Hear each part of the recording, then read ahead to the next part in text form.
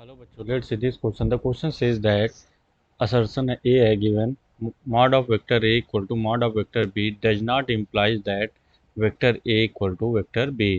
Reason क्या है हमारा? If vector A equal to vector B then A dot vector B equal to mod of vector A का square equal to mod of vector B का square.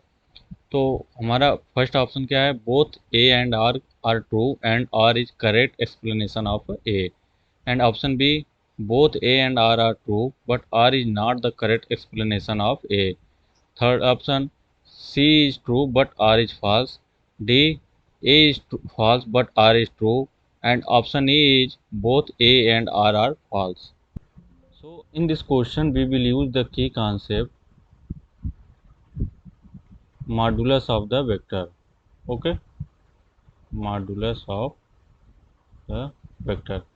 हम modulus of vector concept का use करेंगे. तो हमारे यहाँ से assertion हम देखते हैं कि असर्शन हमें क्या गिवन है कि mod of vector A equal to mod of vector B but does not imply that a vector A equal to vector B. It means कि vector A not equal to vector B. Let check from here. Suppose हम मान लिए let vector A equal to I plus जे.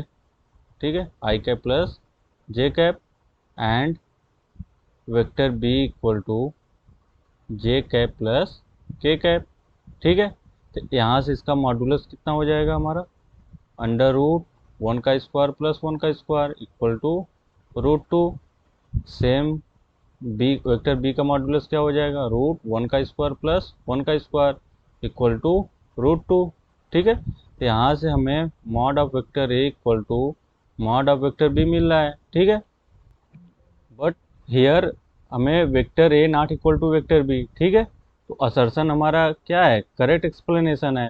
अब let's check reason. ठीक है, reason में हमें क्या बोल रहा है?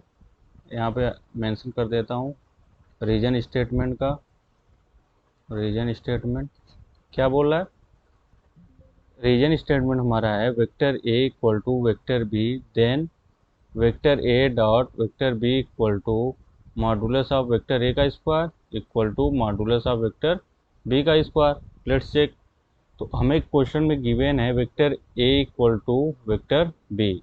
तो सपोज यहाँ से वेक्टर ए इक्वल टू मैंने सपोज कर लिया आई प्लस जे प्लस के. ठीक है, सिमिलरली वेक्टर बी को भी मैंने i plus J plus k suppose किया. क्यों? क्योंकि यहाँ से हमें कंडीशन गिवन है vector A equal to vector B. ठीक है, तो यहाँ से vector A equal to I plus J plus के कैप, यहाँ से vector B equal to I plus J plus के कैप. ठीक है, तो हमें क्या चाहिए? Mod of vector A dot B. ठीक है, means vector A dot vector B. तो vector A dot vector B हमारा कितना हो जाएगा? आई प्लस जे प्लस के कैप. ठीक है, यहाँ आई कैप होगा dot I cap plus J cap plus के कैप. ठीक है, तो यहाँ से 1 प्लस 1 प्लस 1 हो जाएगा. ठीक है, क्योंकि आई और जे कोफिशिएंट का मल्टीप्लाई होगा. I dot I 1, J dot J 1, के डॉट के 1. ठीक है, यहाँ से 1 प्लस 1 प्लस 1 कितना हो जाएगा? 3 हो जाएगा. Let's check mod of vector है कितना हो जाएगा हमारा? अंडर रूट 1 का स्क्वायर प्लस 1 का स्क्वायर प्लस 1 का स्क्वायर. ठीक है, यहाँ से अंडर रूट 3 मिल गया. तो मॉड ऑफ वेक्टर ए का स्क्वायर कितना मिल गया हमें? √3 का square equal to 3. Similarly mod of vector B कितना हो जाएगा हमारा? अंडर रूट 1 का स्क्वायर प्लस 1 का स्क्वायर प्लस 1 का square equal to √3.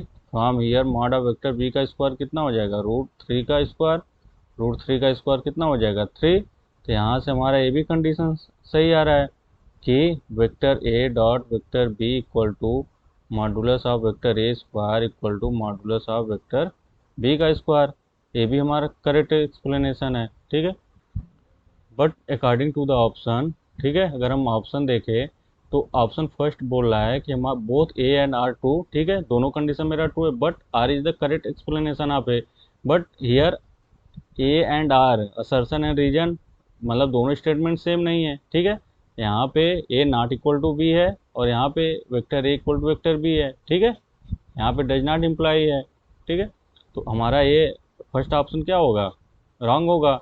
Now second option, देखो थर्ड ऑप्शन इसके पहले देखते हैं, A is true but R is fault. हमारा दोनों स्टेटमेंट ट्रू है, तो इससे ऑप्शन सी एंड डी दोनों फॉल्स हो जाएंगे, एंड ई भी फॉल्स हो जाएगा। हमारा बचा क्या, both A and R true but R is not the correct explanation of A. ठीक है, तो हमारा ऑप्शन बी क्या होगा, करेक्ट एक्सप्लेनेशन होगा। ठीक है, ऑप्शन बी हमारा करेक्ट ऑप्शन है। So I hope you understood it well, best of luck.